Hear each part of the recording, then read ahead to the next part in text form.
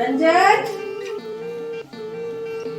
ए रोहित, अरे आवा बबुआ, अंगना में आवा लोगन।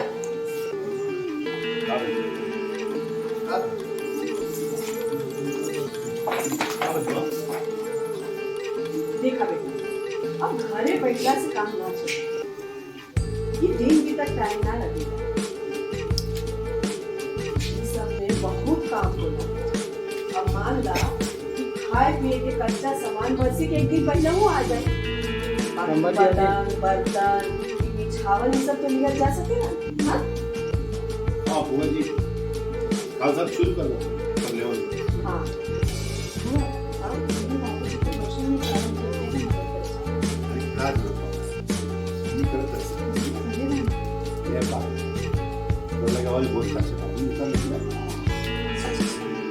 अब 11,000 रुपया से जग पालना है।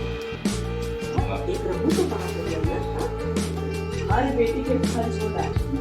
आप जितना शक्ति उतना करें। ठीक है।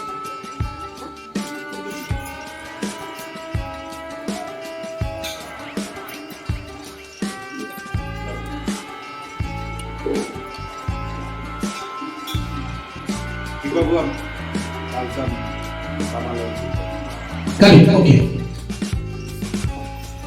आइए सर।